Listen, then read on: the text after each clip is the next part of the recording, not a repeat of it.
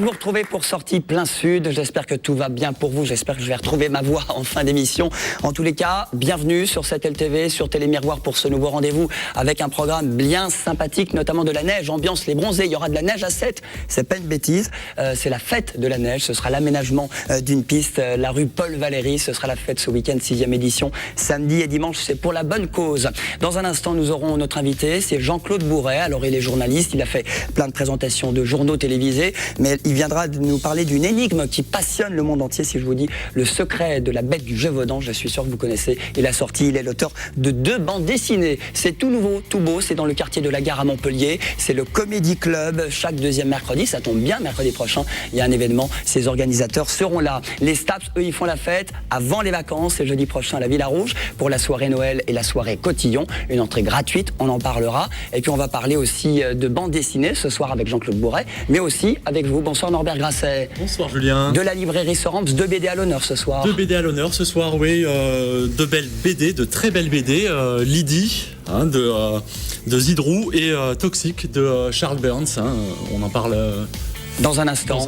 Avec Lydie, votre coup de cœur. Salut Romu. Salut Julien. Pas mal de choses ce week-end pour la bonne cause notamment. Beaucoup parler de Noël, de la bonne cause comme tu disais, Téléthon, et puis beaucoup de musique ici aussi. Très bien, nous on va parler d'une expo, ça se passe en ce moment à Nîmes, ça marche plutôt bien, c'est gratuit, c'est l'expo Toréador jusqu'au 12 décembre dans le centre de Nîmes, à l'hôtel Impérator s'il vous plaît. L'un des organisateurs, le co-organisateur de l'expo, il s'appelle Swan Soto.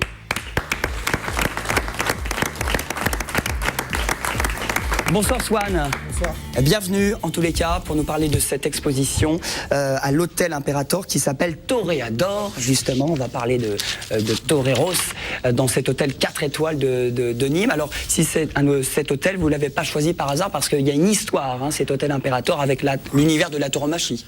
Ah ben complètement, c'est l'hôtel des toreros. C'est depuis les années 30, les toreros débarquent là et s'habillent là et c'est assez spectaculaire de voir encore l'ascenseur dans le hall de l'hôtel d'époque. Et puis l'expo est toute particulière puisqu'elle se passe au premier étage dans les chambres de l'impérator. En plus, c'est dans les chambres, c'est ça l'originalité. C'est-à-dire c'est au rez-de-chaussée, c'est au premier, dans les chambres, voilà. Qui sont inoccupées pendant cette période. Qui sont condamnées pendant toute la durée de l'expo, qui a commencé le 12 novembre et qui finira le 12 décembre. Alors quand on dit expo, c'est quoi? C'est avant tout des peintures, on a des sculptures, on a des gravures, on a un peu... Il y a des dessins, des peintures, des sculptures, quelques installations, des habits de lumière des photos. Aussi, ouais. Après, il y a 25 habits de lumière qui sont exposés dans le hall de l'hôtel, 25 habits de lumière de toreros français. C'est assez spectaculaire aussi de voir ça. Il y a 130 artistes.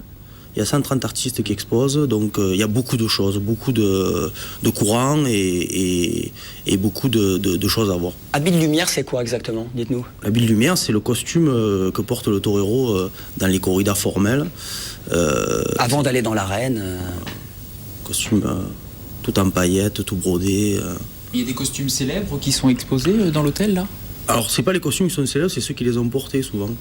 Oui, enfin c'est ce que je voulais dire en fait, excusez-moi. Il y a quelques toreros très célèbres, dont Nimeño 2, c'est un hommage au torero français, mais c'est surtout un hommage au torero Christian Moncouqueur, Nimeño, qui a été le torero le plus important de notre pays. Alors ces 130 artistes qui exposent, qui ont prêté leurs œuvres pour cette expo, on le rappelle, à Nîmes c'est gratuit jusqu'au 12 décembre. Comment ça s'est fait cette rencontre, quand vous avez mis en contact? Et ça vient de tous les pays d'ailleurs aussi. Oui, ça vient de tous les pays.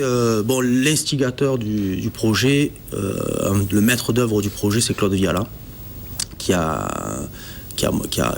été le commandant de bord. Et ensuite, son sous-chef, c'est Patrick Siméon.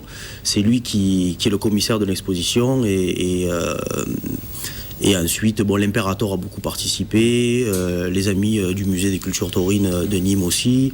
Et le public est le bienvenu aussi. Le public est le bienvenu. Parce que c'est du mardi au dimanche, cette expo. Voilà. C'est du mardi au dimanche, de 12h à 19h. Le dimanche, sachant que le dimanche, il y a quelques visites guidées. Donc à c'est 11h, intéressant, c'est ça. 11h pile, hein, j'ai appelé à l'hôtel, pas 11h01, c'est 11h pile, parce qu'il y a beaucoup de monde, il y a beaucoup de Oui, il y a monde souvent aussi. beaucoup de monde, et puis c'est pas dans une salle d'expo, c'est comme ça dans les chambres sont pas non plus immenses, donc ça prend du temps de voir toutes ces œuvres, et souvent les gens stagnent un peu dans les pièces parce qu'il y a beaucoup de choses à voir. Il y a à peu près 6 ou 7 œuvres dans chaque chambre. Bon, et puis visite aussi les chambres et cet hôtel qui est super beau. Hein. Voilà, ça fait... 4 étoiles quand même à Nîmes. L'hôtel Impérator, il y a aussi des animations le samedi. Il y a quelques animations le samedi avec les écoles souvent qui viennent participer à cette expo. Je voulais dire aussi que c'était une expo qui était en ce moment à Nîmes, mais c'est une expo itinérante qui va se dérouler aussi du 25 mars au 25 avril à Arles, dans la chapelle Sainte-Anne, et ensuite qui est vouée un peu à tourner en Espagne, à Madrid. Il y aura sûrement une expo aussi à Séville, et puis après on attend d'autres dates et d'autres villes. Et là, c'est jusqu'au 12 décembre, effectivement. Voilà. C'est à Nîmes, à l'hôtel Impérator. C'est gratuit, on le précise aussi. Hein, totalement pour le gratuit. plaisir des yeux. Voilà. C'est pas seulement pour les passionnés. Non, je pense pour tout le monde. Hein. Je pense que c'est l'expo. Elle a une particularité, c'est qu'il y a quelques peintres taurins qui sont connus pour faire des peintures taurines, mais aussi il y a beaucoup de gens à qui on a demandé, qui sont pas du tout du milieu des taureaux, qui n'ont jamais peint de taureaux. Il y a des artistes cubains, il y a des artistes colombiens, il y a des Belges, il y a des Anglais, il y a des Américains. Ce sont des gens qui ont jamais peint sur les taureaux et du coup qui donnent un regard un peu plus, on va dire, un peu plus neutre, un peu plus singulier par rapport à des gens qui sont vraiment impliqués là-dedans et qui donnent à peu près tous pareil. Bon, ça s'appelle Expo Toréador, c'est à l'hôtel Impérator, c'est donc dans le centre de Nîmes et c'est gratuit, c'est jusqu'au 12 décembre avant le printemps prochain, ce sera à Arles. Merci beaucoup d'être venu sur ce plateau, Swan. Merci. Et on enchaîne avec la chronique de nos amis de chez Sorams. Avec Norbert qui aime la tauromachie, mais vous aimez la BD, vous Norbert aussi. J'aime beaucoup la bande dessinée, justement, ça tombe bien, je suis là pour présenter 2 très belles bandes dessinées. On commence par la première, Lydie, c'est votre coup de cœur un peu. C'est mon gros coup de cœur, hein. D'ailleurs c'est pas une nouveauté puisque c'est un album qui est sorti au mois d'avril. On n'en a pas beaucoup parlé. On n'en a pas beaucoup parlé et justement je suis là pour remédier à cette erreur. Donc en fait Lydie, l'histoire de Lydie, en fait on rencontre une jeune femme qui s'appelle Camille, donc qui est enceinte, qui habite un quartier. Elle habite plus précisément même une impasse, l'impasse du bébé moustachu, donc ce qui plante un petit peu le décor. Et Lydie est enceinte. Malheureusement, tragédie, dès le début de l'album, Lydie va malheureusement perdre son enfant à l'accouchement. C'est dramatique. Ceci dit, quelques jours plus tard, aux surprises, Lydie fait le tour du quartier et annonce à tout le monde, à son père, à sa famille, à ses amis, que Lydie est revenue parmi eux. Un miracle, sinon il n'y aura pas d'histoire. Évidemment. Un miracle, effectivement. Donc, dans un premier temps, les gens du quartier, c'est un peu raillerie, on se moque, on la traite un petit peu de folle.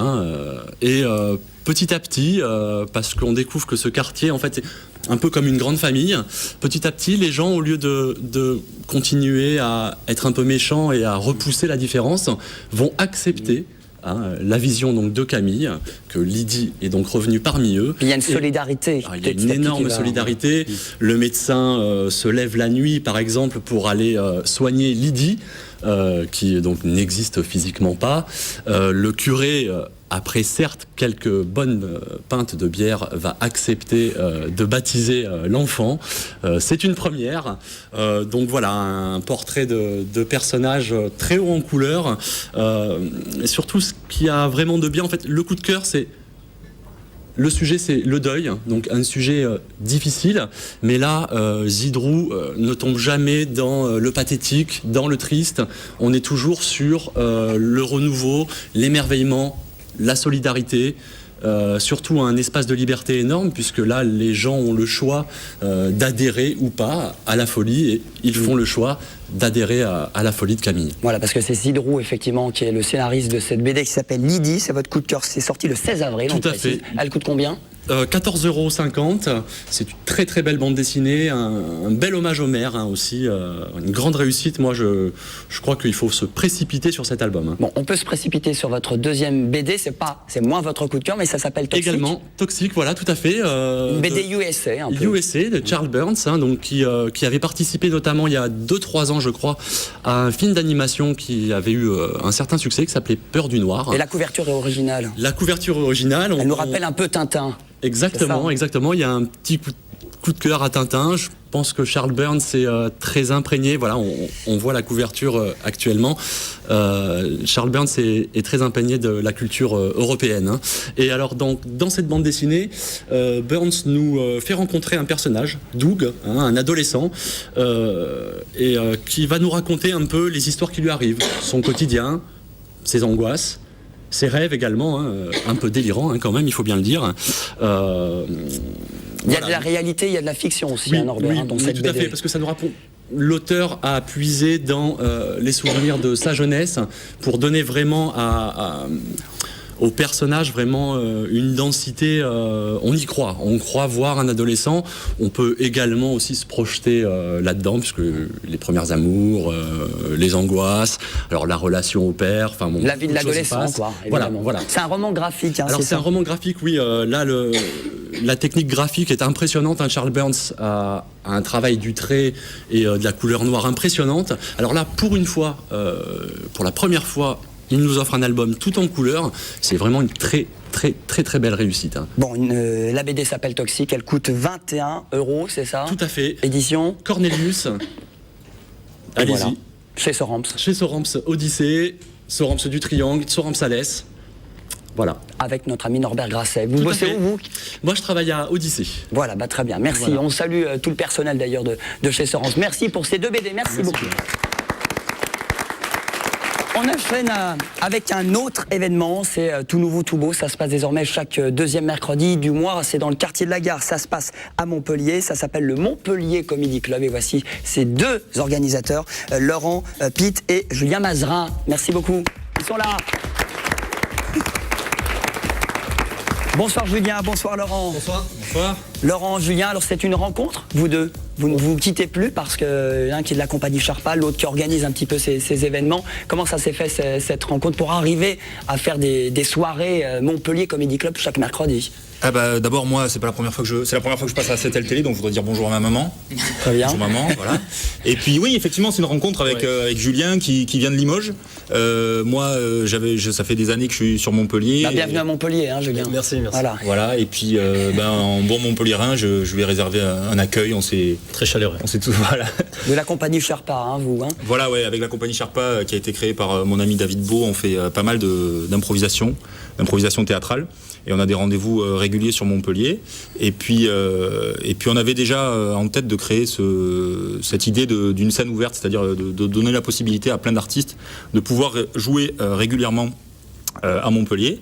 Et Julien, qui arrivait de Limoges, avait la même idée que nous. Et du coup, on a mis nos forces en commun. Bravo. Et on a créé ça. Montpellier Comedy Club. Alors quand on dit ça, on pense à Jamel Comedy Club. C'est quoi la différence? La différence avec le Jamel Comedy Club, c'est tout d'abord Jamel produit ses artistes. Nous, la différence, c'est qu'en fait, on va donner aux artistes la possibilité de venir sans audition. On leur donne 10 minutes sur scène, quel que soit l'univers, parce qu'on va dire que le vivier d'artistes au niveau humoriste à Montpellier est moins important qu'à Paris. Donc, on prend les groupes de musique. Voilà, il n'y a pas que de l'humour, c'est ça. Des poètes, des humoristes, stand-up, etc. D'accord, donc c'est en fait un mélange. Parce que moi, je pensais justement qu'au stand-up, mais non, c'est vraiment tout style humour, musique, tout mélangé. Quand même axé plus humour, orientation du comedy club, on voudrait quand même 70% humour et 30% musique et art vivant. Donc c'est au Macadam Club, c'est ça, dans le quartier de la Gare, en sous-sol, qui est une boîte de nuit. Mais le mercredi, c'est une scène ouverte. On fait ses preuves pendant 10 minutes. Quel est le programme? Peut-être on peut en dire un mot sur ce mercredi-là? Oui, le mercredi qui arrive, on va avoir de la musique avec de la musique américaine et de la country. On va avoir du clown, on va avoir des sketchs, on va avoir du stand-up. On va essayer de varier les univers un peu comme on avait fait lors de la première. Voilà. Et puis ce que je voulais dire, c'est que la principale différence avec le Jamel Comedy Club, c'est qu'il n'y a pas de Jamel quand même. Donc voilà, c'est une petite différence. S'il vient vous vous l'accepteriez. On lui fera une petite audition. Oui. Mais de 10 minutes, pareil, comme tout le monde. Voilà. Bah ouais, il fera pas plus de 10 minutes, voilà. Ouais, donc, Mais il est connu, lui. C'est ça l'intérêt aussi. C'est peut-être un vivier de détecter des talents aussi de notre région. Ouais, ça peut permettre aux producteurs de venir. Les producteurs se déplacent de plus en plus dans les régions. Et donc, ça leur a permis de venir voir un petit peu ce que ça se fait. Ce qui se fait à Montpellier. Maintenant, il y a le Montpellier Comedy Club, c'est monté. Il y a le Toulouse Comedy Club qui s'est monté en même temps que nous. On a vu ça. Et donc, les Comedy Clubs un petit peu naissent partout en France. Et le public est le bienvenu, donc celui décembre. Il vote, il fait quoi? Lui, il regarde, il fait une opinion. il sourit, il chante. Il passe une bonne soirée. Oui, il passe une bonne soirée. On espère aussi que dans le public, il y aura de futurs artistes, qu'il y a des gens qui vont voir, apprécier et vont avoir envie de venir nous faire un sketch, une chanson, voilà. Bon, c'est tout nouveau, hein, c'est votre deuxième opération après. Ouais, c'est la deuxième. Tout à fait, c'est tous les deuxièmes mercredis du mois. On a fait la première en novembre et là, la prochaine, c'est le 8 décembre. Et bon, on sera le 8 décembre, ce sera mercredi prochain au Macadam Pub, c'est dans le quartier de la Gare, c'est où exactement? Ouais, c'est 1 rue des Ponts. Des deux ponts. Des deux ponts. Un Il y a rue des deux Limoges ponts. encore, attention. Hein. Pas Montpellier, hein, tout à fait. Mais Montpellier m'a très bien accueilli. Bon, il y a de la neige à Limoges, il paraît, non? Oui, c'est rempli de neige, oui. Ouais. Ma maman m'a appelé. On est bien chez D'ailleurs, je voudrais, maman, ne sors pas de la maison, s'il te plaît. Bon. Et rendez-vous mercredi prochain. Rendez-vous pour, mercredi prochain. Le Montpellier Comedy Club, c'est nouveau, c'est à Montpellier, dans le quartier de la Gare. Pour du spectacle, c'est combien l'entrée? 5 €. 5 €, 4 € sur réservation et avec billet réduit, c'est moitié prix. On peut pas faire mieux. Donc 2 €. Voilà. 2,50 €. Bah, c'est pas mal, hein. On négocie. Merci beaucoup, les amis. Merci. Merci beaucoup. On se retrouve dans un instant avec notre invité Jean-Claude Bourret et puis on parlera de la fête de la neige. C'est la 6e édition. C'est à 7 de la neige. Et oui, ce week-end. À tout de suite.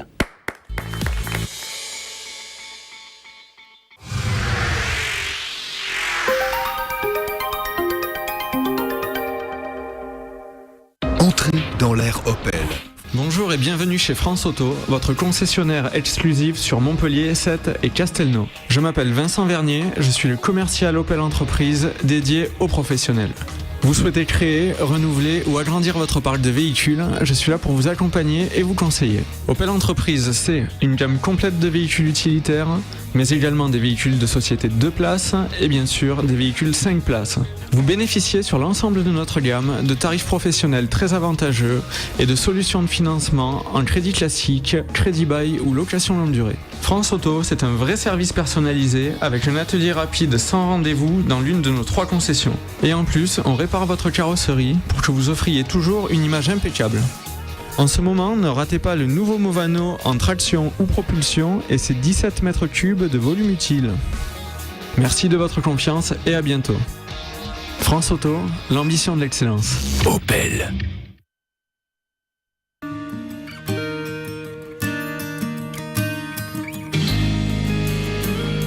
Spécialiste du confort médical, Valea Santé développe des solutions d'aide à l'autonomie.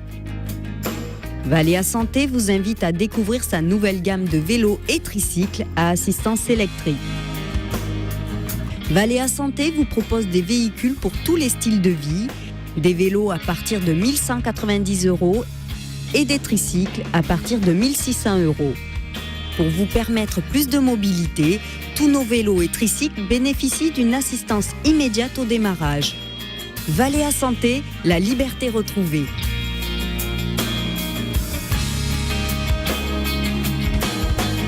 Valea Santé, c'est 2 adresses, à Lunel et une à Montpellier. Plus d'infos au 04 67 830 408 ou sur www.valeasanté.fr. L'hôtel Spa Le Calendal vous accueille à Arles, idéalement placé entre le théâtre antique et l'amphithéâtre romain. Le Calendal, c'est aussi un espace de détente et de soins avec une piscine ouverte toute l'année qui donne sur l'amphithéâtre. Idéal pour les fêtes avec ses bons cadeaux, le Calendal vous propose une restauration typique aux accents méridionaux. Retrouvez toutes les informations et réservez en ligne sur le www.lecalendal.com.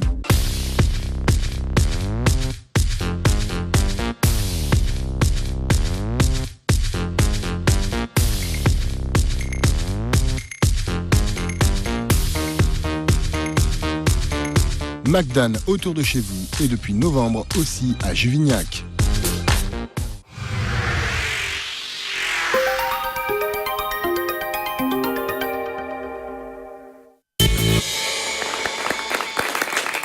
Retour sur le plateau de Sortie Plein Sud avec des cadeaux. Le ciné, 9 € la place, ben là c'est gratuit pour vous. Vous nous appelez au numéro suivant pour repartir avec vos places, soit pour le Kinépolis à Nîmes ou soit pour le Gaumont Multiplex de Montpellier. D'autres bons plans, il est en tournée en ce moment, entre guillemets, et même en dédicace entre Nîmes, Alès, Montpellier et Narbonne. Eh bien, il est de passage chez nous sur notre plateau, journaliste, écrivain notamment, et auteur de 2 bandes dessinées un peu régionales. Si je vous dis Le secret de la bête du Gévaudan, vous me répondez Jean-Claude Bourret. Merci de l'applaudir. Jean-Claude Bourret.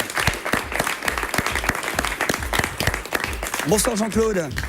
Bonsoir. Merci beaucoup d'avoir accepté notre invitation. C'est un plaisir. Pour nous parler de vos 2 BD, Sorams, Odyssum, où vous Qui êtes ne le connaît pas. Voilà, exactement, Norbert Grasset de chez Sorams à Montpellier, pour nous parler de vos 2 BD, le tome 1 qui est sorti au mois de mai, puis le tome 2 qui est sorti il y a quelques semaines. C'est la suite, en quelque sorte, pour tous les lecteurs. Ça s'appelle Le secret de la bête du Gévaudan. Le Gévaudan, précis, c'est une région, c'est la Lozère, hein, c'est ça? Pour l'essentiel, la Lozère, un petit peu de Haute-Loire, un petit peu d'Ardèche, mais pour l'essentiel, la Lozère. Vous êtes originaire, hein, je crois. Mes parents étaient fils d'agriculteurs là-bas. Vous êtes lyonnais. Quand j'avais votre âge et que j'allais en vacances, les fermiers de ma famille me demandaient de déplacer de temps en temps le tas de fumier, ce qui remet les idées en place.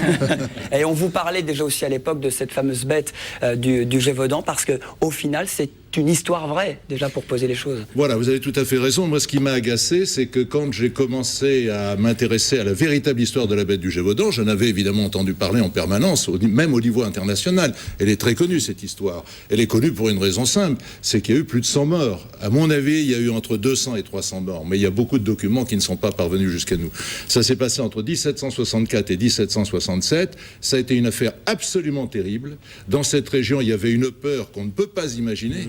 Vous pouvez quand même essayer de comprendre ce qui se passait dans les fermes quand tous les jours ou tous les 2 jours, il y avait un petit berger, une petite bergère, une femme adulte, quelquefois un homme adulte qui était attaqué et dévoré par la bête. Au départ, on pensait que c'était un loup. C'est l'objet de votre premier tome. Oui, enfin, il y a eu beaucoup d'hypothèses. Moi, quand j'ai commencé à lire il y a 30 ans les premiers livres sur la bête du Gévaudan, alors c'était un seigneur pédophile, c'était un paysan qui élevait un chien vêtu d'une carapace, un chien de combat, et il l'avait dressé à tuer les gens. C'était une soucoupe volante qui s'était posée, qui avait lâché une bête venue d'une autre planète. C'était un loup-garou. C'est assez farfelu, quoi. Il y avait un peu de C'était tout. complètement fou, quoi. Je me dis, mais où est la vérité là-dedans? Et cette vérité, vous l'avez trouvée, hein, Jean-Claude, parce que vous avez enquêté pendant plusieurs années. Vous êtes appuyé sur des centaines de dossiers, des documents d'époque pour réaliser raconter cette histoire sous forme de BD. Absolument, ça fait exactement 27 ans que j'ai accumulé tous les documents d'époque. J'en ai 1024. Alors, j'ai pas les documents originaux, qui sont l'apanage, évidemment, des archives départementales, mais je les ai photographiés, photocopiés, ça dépendait des moyens techniques de l'époque. Et dans ces documents d'époque, la vérité se fait sur la bête du Gévaudan. C'est-à-dire qu'on a d'abord la certitude que c'est une bête et pas un homme. Il y a peut-être 1 ou 2 cas où on peut imaginer qu'un paysan a tué son voisin ou sa voisine en mettant ça sur le compte de la bête, mais c'est complètement marginal. Norbert, vous connaissiez la bête du Gévaudan? Oui, je connaissais la bête du Gévaudan, effectivement. C'est votre percepteur, précepteur? Non, heureusement, il ne vient pas chez moi. Non, mais beaucoup de préparation et tout. Comment on fait, comment on voit ce qui peut être plausible de ce qui est un petit peu plus farfelu, parce que c'est des documents, comme vous nous avez dit, très anciens, quoi. Comment un auteur fait le tri dans toutes ces informations Parce que vous avez enquêté, vous avez fait votre boulot de journaliste aussi. Oui, je suis allé à Clermont-Ferrand aux archives départementales, je suis allé à Montpellier, je suis allé à Mende, je suis allé au Puy-en-Velay, etc. Alors d'abord, il faut bien qu'on ressente quelque chose, c'est que quand on a le privilège de lire ces documents d'époque qui ont 250 ans, on voit une élégance de l'écriture extraordinaire. Alors aujourd'hui, c'est le texto. Hein. Je t'aime, c'est JTM. C'est Facebook, c'est Twitter. C'est ça. Mais à l'époque, ils avaient une élégance de l'écriture et une élégance de la calligraphie, parce qu'ils écrivaient à la plume d'oie sur du gros parchemin. C'était remarquable. Et la deuxième chose qui m'a frappé, je pensais qu'évidemment, ils n'avaient pas les compétences nécessaires pour faire des enquêtes sérieuses. Pas du tout. Ils faisaient des enquêtes extrêmement sérieuses, c'est-à-dire que quand parvenait aux autorités l'attaque de la bête, ils envoyaient 2 cavaliers de la maréchaussée qui étaient la gendarmerie de l'époque, et les cavaliers y allaient, ils faisaient une enquête et ils revenaient, ils faisaient un rapport extrêmement précis. Une question aussi qu'on a envie de vous poser, c'est 2 BD. Pourquoi une BD? Pourquoi 2 BD? Et pourquoi pas un bouquin normal? C'est original aussi, hein. Alors, raconter cette histoire à travers des bulles. Excellente question. Moi, je ne suis pas du tout un spécialiste de la BD. J'ai écrit 26 livres qui sont 26 livres normands, entre guillemets. Mais Julien Grécan, le dessinateur qui a beaucoup de talent, a pris contact avec moi il y a un peu plus d'1 an. Je ne le connaissais pas. Il travaille pour les plus grands, comme Jacques Martin, qui fait la bande dessinée Alix pour les spécialistes. Et il m'a dit, j'aimerais bien faire une BD avec vous. Alors j'ai dit, je travaille sur la bête du Gévaudan. Pourquoi on ne ferait pas une BD? Finalement, ça intéresse tout le monde, les petits comme les grands. Et puis, je pensais que ça tiendrait en 62 pages, mais il y a tellement d'histoires extraordinaires, vraies, dans l'affaire de la bête du Gévaudan, que ça n'est pas tenu en un seul tome, donc j'ai été obligé de faire 2 tomes. Et puis, à travers une BD, c'est bien, comme ça vous adressez à tout le monde aussi, aux jeunes, qui, des fois, qui n'aiment pas trop lire. Là, voilà, le message passe plus facilement, c'est plus accessible. Ça incite les jeunes à lire, et les adultes le lisent très facilement aussi. Très bien. Bon, en tous les cas, vous êtes en dédicace, je le précise, Soramps à Montpellier pour ce jeudi après-midi. Il est en tournée, hein, Jean-Claude. Librairie Cultura à Narbonne, ce sera le vendredi. À Nîmes, dans l'après-midi à Cultura. Puis samedi après-midi, Librairie Goyard. Et puis Soramps à Alès. Et puis dimanche, c'est congé. Dimanche, retour à Paris. Si la neige ne nous empêche pas de venir. Bon, est-ce que vous aimez la neige? Vous aimez le ski? Oui, j'aime bien la neige et le ski, oui, parce que d'abord ça change la beauté du paysage, déjà ça. Bon, on va en parler. La neige à Sète, c'est pas commun non plus, c'est la 6e édition, c'est la fête de la neige. On va parler avec son organisateur, c'est le président du ski club de Sète, il est bien connu dans la région, c'est Claude Combas. Bonsoir Claude. La bête du Gévaudan, vous connaissiez? Oui, c'est une histoire qui est cette énigme, cette rumeur. C'est une énigme historique. Ça fait le tour du monde, cette histoire. C'est historique. Oui, c'est vraiment magnifique. Moi, j'allais en vacances à l'Aveyron quand j'étais petit avec mes parents. C'est un bruit qui se... Enfin, toujours parcouru. Et la véritable énigme... Il va falloir lire la BD. Elle est dans la BD, dans le 2e tome. Elle est dans le 2e tome de la BD, oui. Qui coûte combien, on l'a pas dit? Je crois que c'est 15 € prix public. Édition du Cygne à Strasbourg. Bon, merci. En tout cas, là, Claude, vous venez nous parler d'un autre événement. C'est ce week-end à Sète. C'est la 6e édition. Regardez l'affiche. Justement, parlez-nous de cette affiche. Elle est assez originale. Sète s'écrivait avant C-E-2-T-E. Le nom a changé en 1928 parce qu'ils n'acceptaient pas le prénom démonstratif. Mais c'est pas ça le plus important. Pourquoi cette affiche? Alors à Sète, il y a une grande manifestation qui s'appelle la Saint-Louis. Et on se sert souvent d'un artiste, puisqu'on est une ville qui fournit d'artistes. Donc nous, il nous fallait trouver une autre idée. Et on s'est rendu compte que s'il y avait un point commun entre les stations balnéaires et les stations dites de montagne, c'était ces publicités du début du siècle.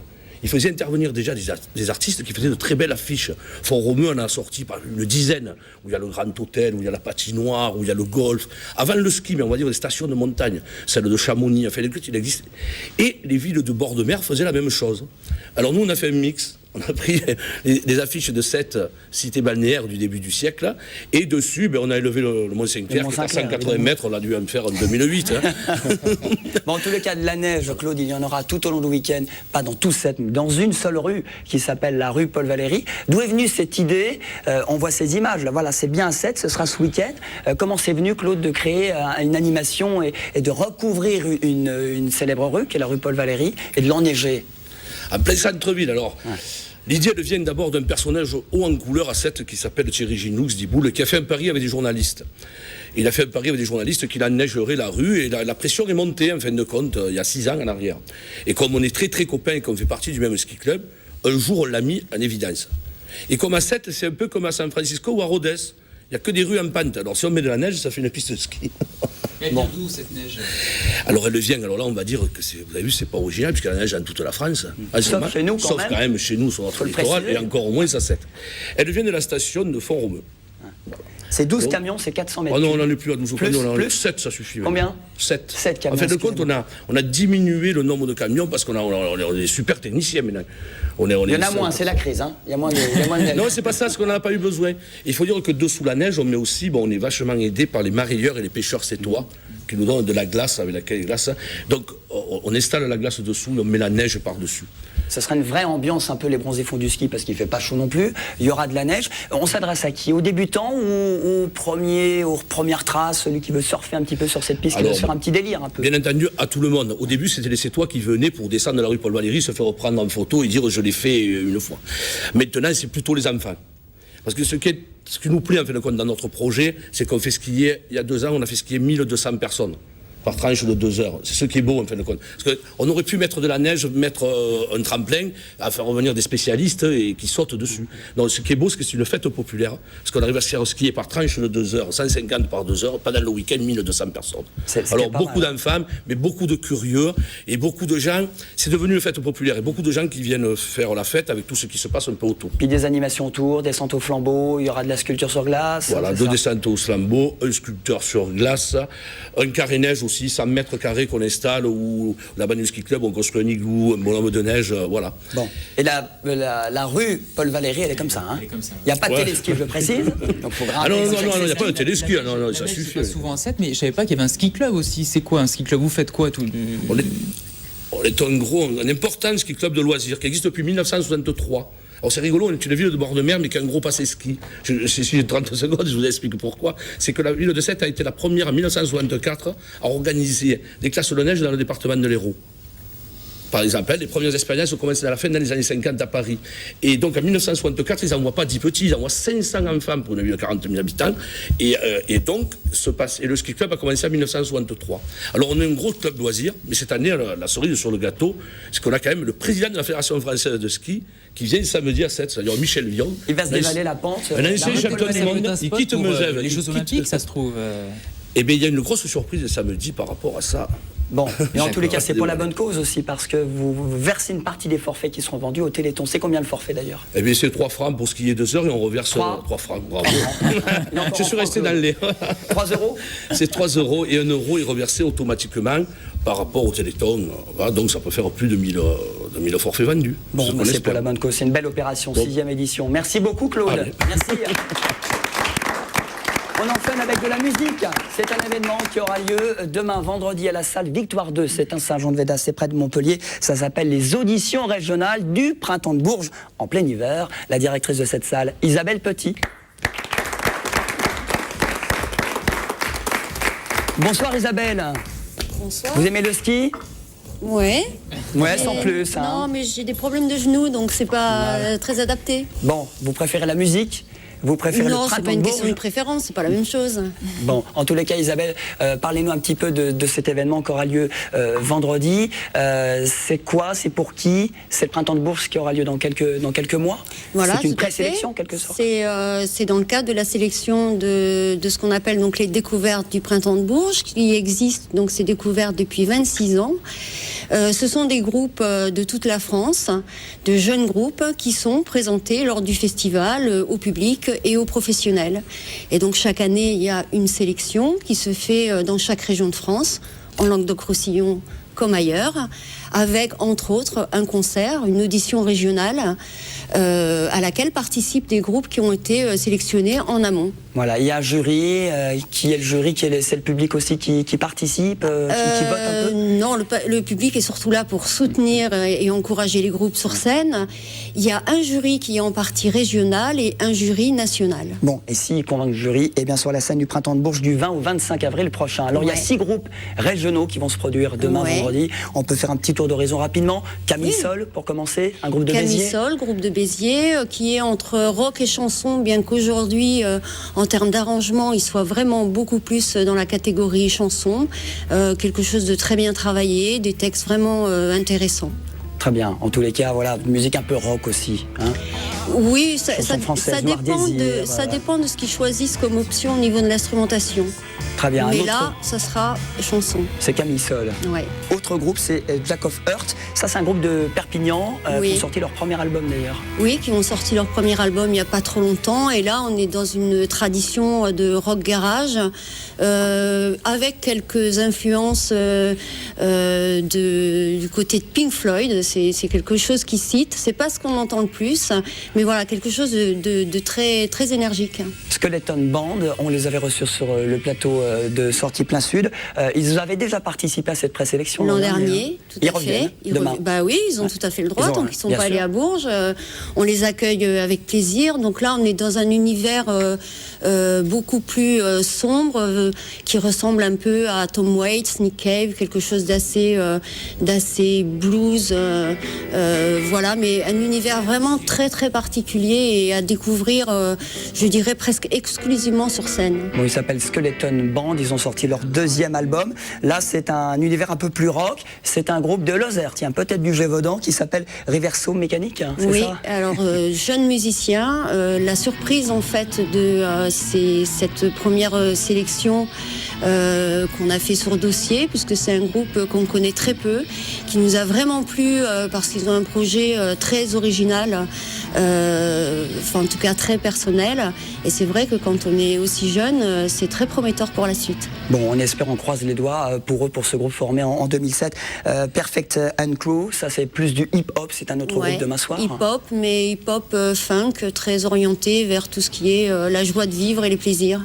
Un groupe de Montpellier qui a sorti son album et qui existe depuis 2007. Qui a fait 2 albums, oui. Perfect and Crew. On termine par un autre groupe qui s'appelle Club. Oui, Club. Donc là, on est dans une veine pop-rock assez anglo-saxonne. Voilà, des chansons assez simples, efficaces et énergiques. Bon. Isabelle, c'est sûr, l'un de ces groupes partira au Printemps de Bourges? Non, alors c'est pas forcément un de ces groupes, ça peut être 0 groupe, puisqu'ensuite ils sont en compétition quand même avec tous les groupes des autres régions.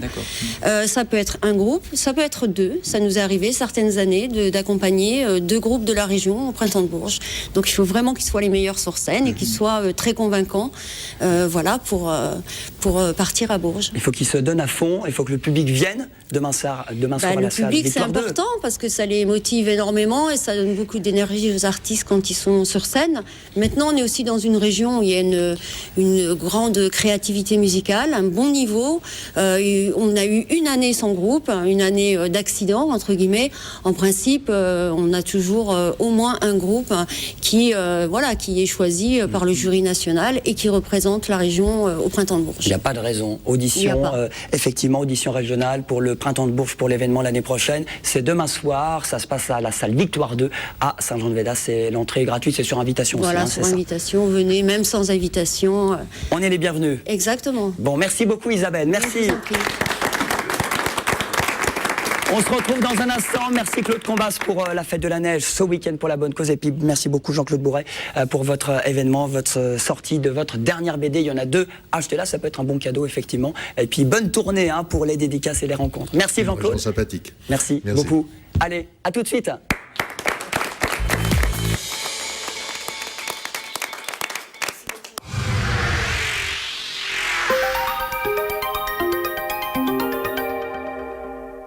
Vos concessionnaires exclusifs Opel de Montpellier, Sète et Castelnau s'associent au Secours Populaire. Jusqu'au 15 décembre, déposez vos jouets neufs ou en bon état dans nos concessions au Café Joseph et à Jungle Jump. Avec Opel, c'est si beau de voir briller les yeux d'un enfant. Nouveau, le sac à sapin est 100% biodégradable et compostable, car il est fabriqué à base de céréales. Il peut être jeté directement avec le sapin. Décoratif et pratique, le sac à sapin est surtout généreux. 1,30 € reversé à Handicap International. Aujourd'hui, dans le monde, des millions d'enfants sont encore confrontés à la malnutrition, au manque de soins, au travail forcé ou à la maltraitance. Depuis 30 ans, sous l'impulsion de Sœur Emmanuelle, Asmae s'engage pour les enfants. Et vous? Aidons les enfants à devenir des hommes libres.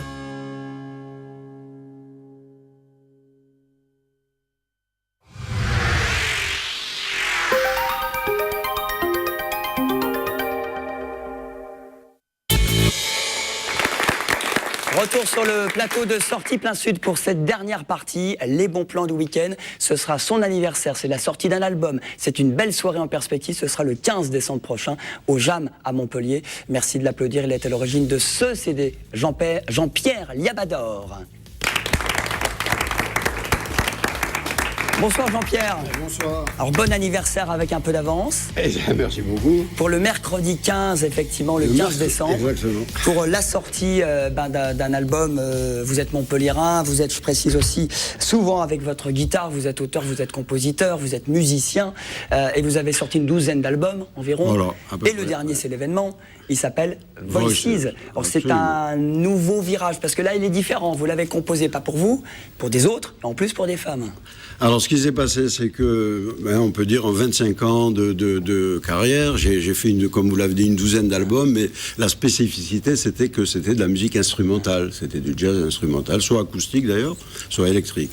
Et là, j'ai conçu et enregistré un album de chansons. J'ai écrit des musiques de chansons.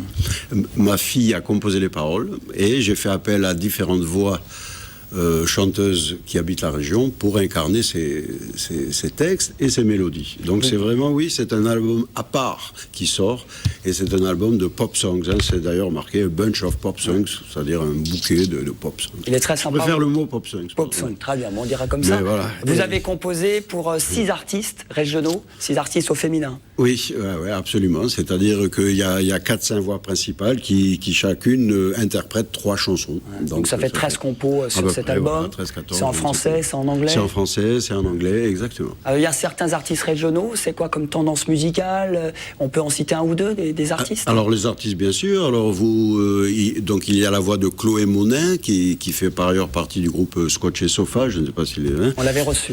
Ici, voilà. Il y a Léopoldine Angot, il y a Alice Fèvre, il y a Tania Marguerite, il y a Oriana Convelbo, et voilà. Des régionaux. Il y a Anna Muchin du groupe Cobson, si certains connaissent le rock and roll. Puis il y a votre fille aussi. Il y a votre fille et qui a composé fille, voilà. En bonus, entre guillemets. Alors j'ai 2 filles en fait. Ouais. C'est ma fille qui a composé les paroles, qui s'appelle Géraldine, et j'ai une autre fille qui est comédienne, qui viendra d'ailleurs le 15 décembre faire des interventions un peu de récitantes, ou voilà, qui va agrémenter le spectacle de chansons, et qui chante sur cet album un rap. On écoute un petit extrait, justement. Ce sera le 15 au Jam à Montpellier. Petit extrait de l'un des titres de cet album Voices.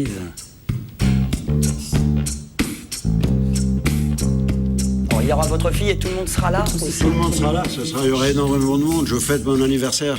Donc voilà, je resterai une grosse heure et après ce sera, j'espère, une grande réunion d'amis, de public et voilà. Puis c'est un mélange de toutes les chansons aussi, c'est ça hein? Ah, c'est un mélange, je présenterai l'album sur scène. La particularité de ce concert, c'est que pour 15 €, la personne rentre et ressort avec un disque qui lui est donné gratuitement.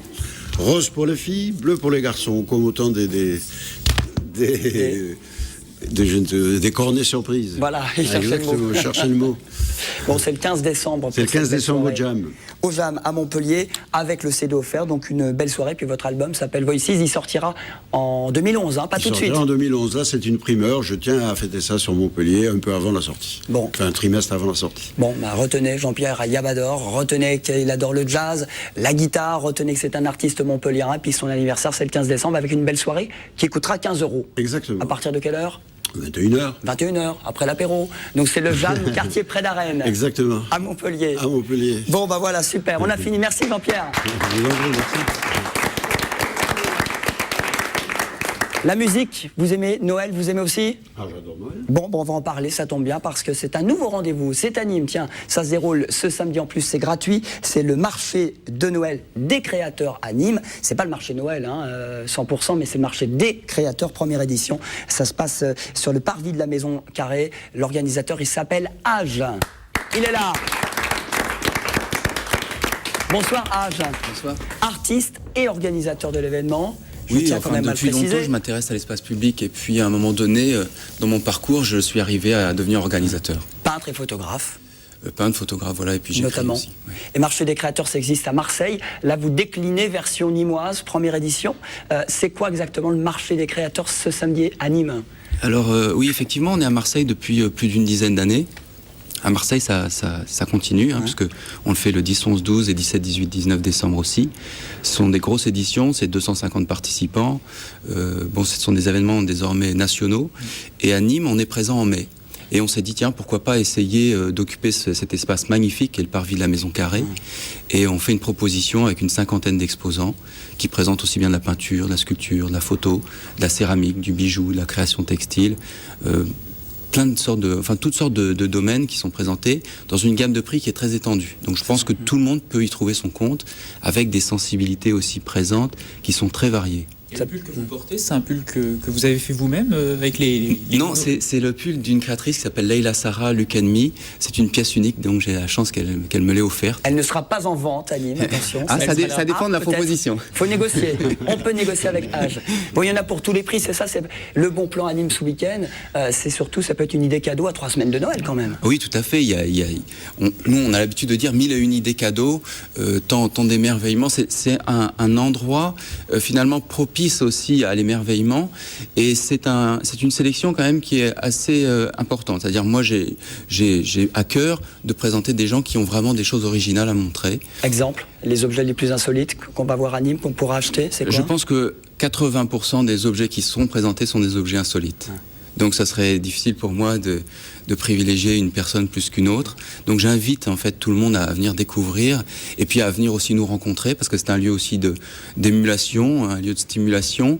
Et souvent aussi, lorsqu'on est présent à un endroit, finalement ça grossit aussi le nombre des participants pour les futurs événements. Bon, écoutez, il y aura des luminaires, de la décoration, des céramiques, des vêtements aussi, des idées déco, des idées cadeaux.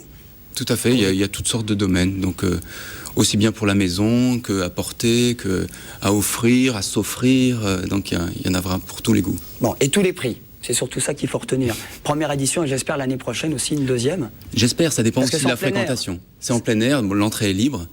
Et on est, c'est vrai, un petit peu à la merci du temps, mais on y croit.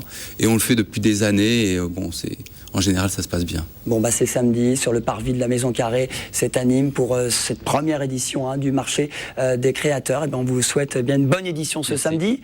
Sortez quand même couvert, il va faire froid, mais c'est une ambiance aussi hivernale, et puis ça peut être une bonne idée cadeau. Merci Age, merci d'être venu. Une autre soirée.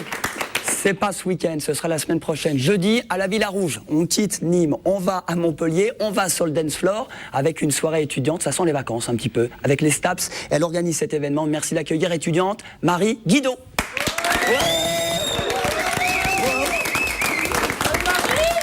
Ouais, Marie, ouais. Je crois que les supporters sont là. Bonsoir Marie. Ils sont toujours là, bonsoir. Bienvenue en tous les cas pour cette belle soirée. On sera le 9 décembre, ce sera à la Villa Rouge, une soirée à Latte, Montpellier. Alors c'est la soirée STAPS, c'est la soirée Cotillon, c'est ça? C'est ça, c'est la Cotillon, c'est la soirée de Noël. On a les partiels à la rentrée. Donc pour décompresser, pour se retrouver avant les partiels, on va faire la fête à la Villa Rouge. C'est quoi les STAPS? On peut le rappeler aux téléspectateurs? Les STAPS, c'est la faculté de sport de Montpellier. Donc voilà, on peut faire entraîneur, kiné, on peut faire du management. Il y a beaucoup de filières. Bon, on voit déjà, Marie, les photos. J'ai l'impression qu'on va passer une bonne soirée jeudi prochain. Il y a du beau gosse. Ça, c'est l'équipe de l'année dernière qui ont fait un défilé. Donc il y aura plein d'animations. Il y aura un canon à neige, il y aura plein de choses. Le thème de la soirée, donc, c'est la cotillon givrée, donc plutôt autour de la glace. Et donc voilà. Version Noël un petit peu aussi. Version Noël, oui, évidemment, c'est la cotillon.